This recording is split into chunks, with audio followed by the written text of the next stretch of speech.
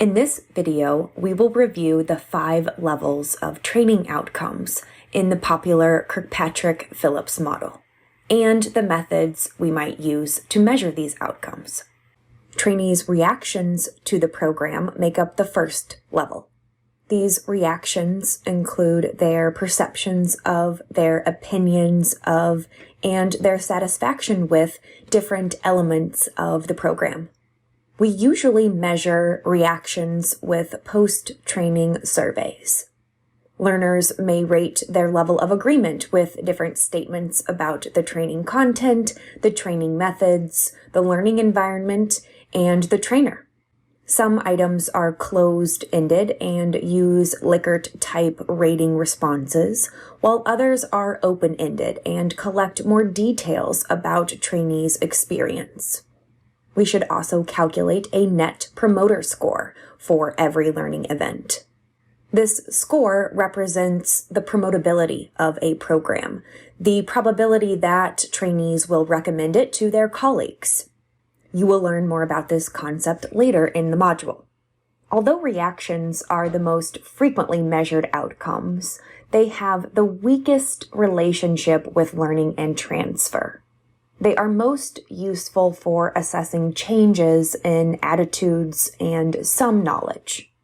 Here are a few examples of the types of questions we might use to measure trainees' reactions. Here are a few examples of the types of questions we might ask trainees to measure their reactions. Did you like the program? Was it organized, engaging, rigorous, meaningful? Was the trainer effective? Was the learning environment supportive, conducive to learning? Would you recommend this program to a colleague? What did you learn from this program? Skill-based outcomes are related to changes in behaviors, actions, and skills. This includes technical skills associated with a job or occupation, as well as motor skills that use physical movements. Trainers can measure this outcome by observing learners during training using checklists, or by rating actual demonstrations of the behaviors and skills.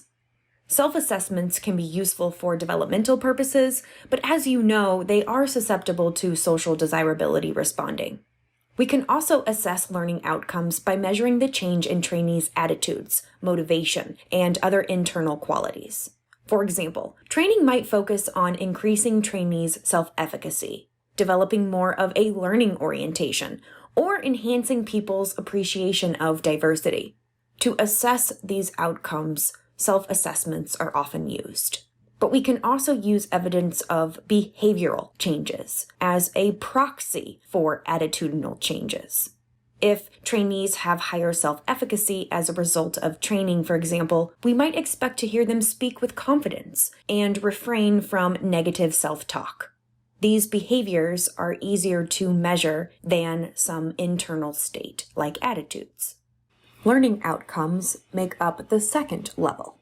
To assess the extent to which trainees learned from the training, we can measure cognitive, affective, and skill-based outcomes.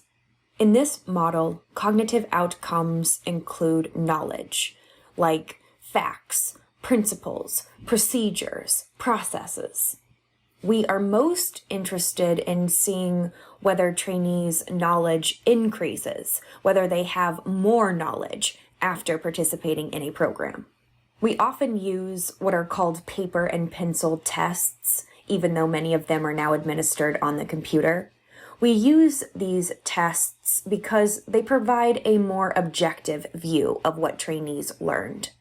We can also use self-assessments, but trainees' own estimations of how much they learned are heavily influenced by their reactions to the program. The better the reactions, the more they say they learned. However, their test results don't always validate the self-assessment results. For this reason, I suggest sticking with the traditional paper and pencil tests. You were already familiar with the concept of transfer of training, which forms the third level of outcomes in the Kirkpatrick-Phillips model. Again, transfer is the application of learning to the job. Just as skill-based outcomes can help us assess learning outcomes, they can help us measure transfer outcomes. In this level, we're concerned with technical and motor skills, as well as social and conceptual skills. We can use work sample tests, observation, and self-assessments to measure transfer. Managers and coworkers can rate the degree to which trainees use their skills on the job and how well they use them. We must pay attention to whether the work environment is supportive of transfer. Did trainees have opportunities to perform, for example? As we move up the levels, the data we collect becomes more focused on the organization and less focused on the individual learners.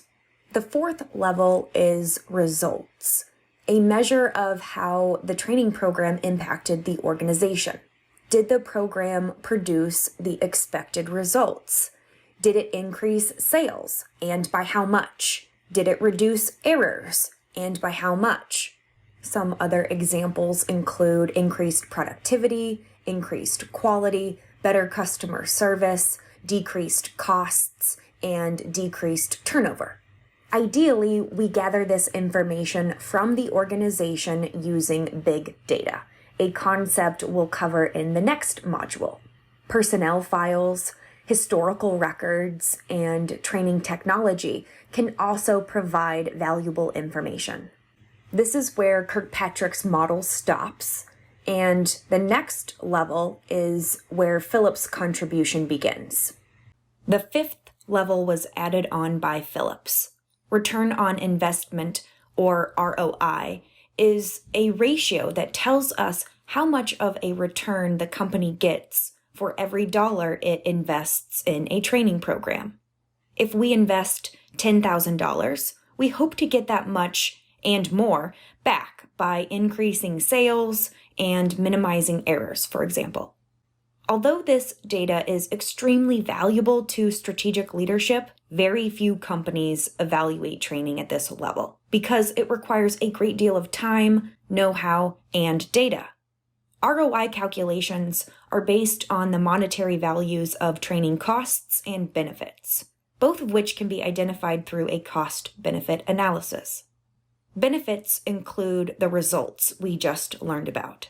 Direct costs include things like the cost of paying trainers to teach and trainees to learn, of creating and printing training materials, and of training facilities and travel. Indirect costs include things like the salaries of support staff and the cost of a learning management system.